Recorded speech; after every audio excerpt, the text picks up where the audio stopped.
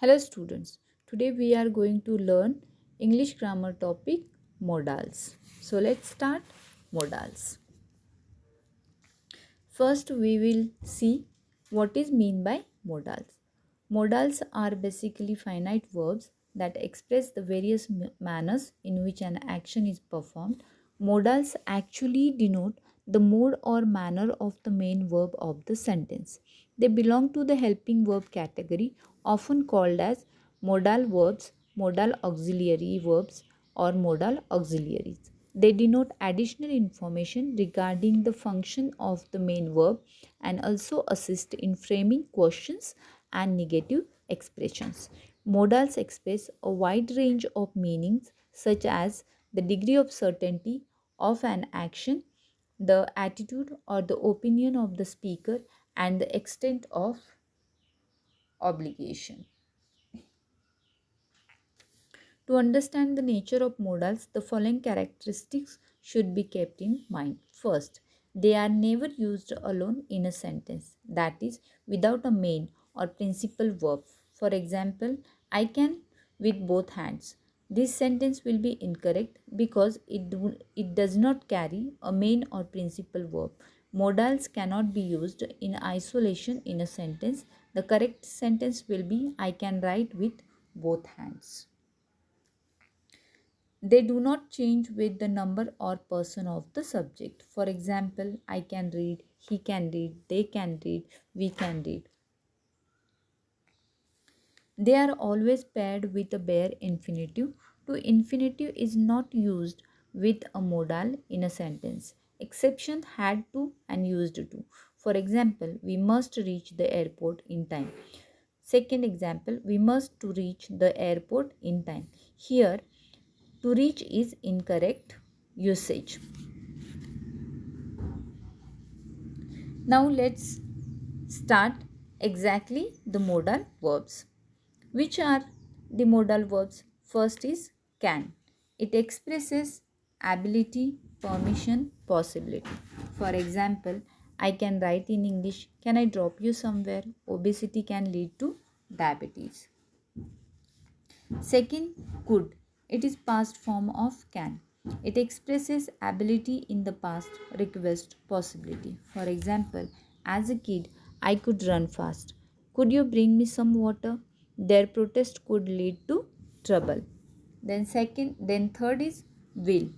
It expresses future actions, determined certain actions, issue invitation. For example, I will meet him tomorrow. She will surely punish me. Will you accompany me to the party? Okay. Then next is would. It is past form of will.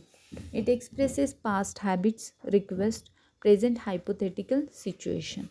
Example, when I was a child, I would spend hours in the park. Would you bring me a gift? If I were married, I would be happier. Then next is may. It expresses possibility, show purpose, permission, request. Example, it may rain tomorrow. She has worked so hard for the project so that she may win the competition. May I leave the room? May I borrow your pen? Next is might. Might is a past form of may. It expresses polite permission, express intuition, lesser possibility. For example, might I give you a suggestion? I feel she might take a class today as well. Like the previous year, you never know, she might take a long holiday this year too. Next, shall. It expresses future actions, suggestion, advice. Example, I shall take a class tomorrow. Shall I bring you some books? Then next is should. It is past form of shall. It expresses advice, express instructions, express opinion, express purpose after conjunction list. For example, you should practice enough questions. You should behave properly in front of grandparents. He should be concerned about his future. They left early lest they should miss the bus. Then next, must. It shows necessity, express sense of duty, show obligation, express logical conclusion or certainty, express determined action. Examples: I must see him today. You must ensure savings for the family. Children must obey their parents. After working for the entire day, she might be very tired. We must fight for what is right. Then last, ought to. It shows obligation, sense of duty, express desirability. For example, they ought to tell the truth. I ought to protect my family the best possible way. She ought to meet him before he leaves. Few modal auxiliaries behave differently than the other modals. For example, need, dare, and used to are three modal auxiliaries that denote different expression. Need. In negative sentences, it indicates the absence of obligation. It expresses the speaker's authority or advice. For example, you need not bring a gift. In interrogative sentences, this form is inverted. For example, need I bring a gift? In affirmative sentence, need is clubbed with infinitive form of the verb. Need gets converted to need not have in a negative sentence. For example, I need to meet him before the meeting. You need not have gone to meet him. The next, dare. It denotes the meaning of being bold and courageous. In a negative sentences, dare not is used. For example, dare we speak to him? I dare not disturb him. Then next, used to. As a modal, it denotes two meanings. First, to express a discontinued habit, a situation that occurred in past and exists no more. For example, till last year he used to come daily. Second, to express something that existed in past. For example, this place used to be clean before. Some common differences among modals.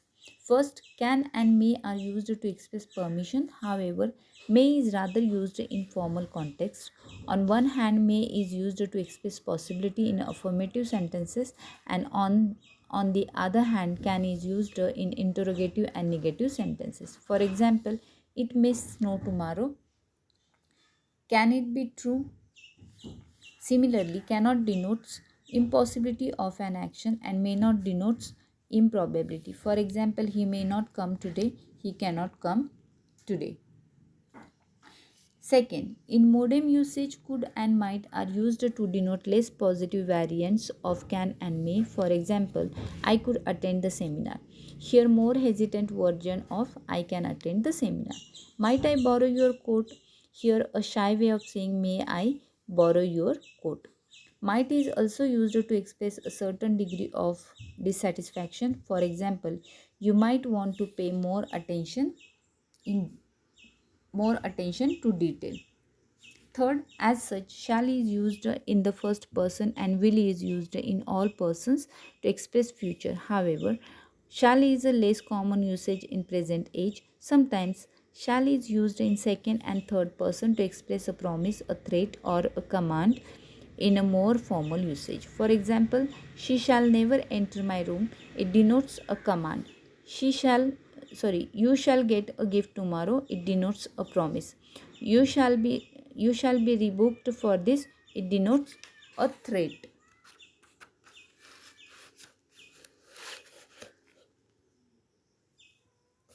Since there is no past form of must, had to is used to denote obligation.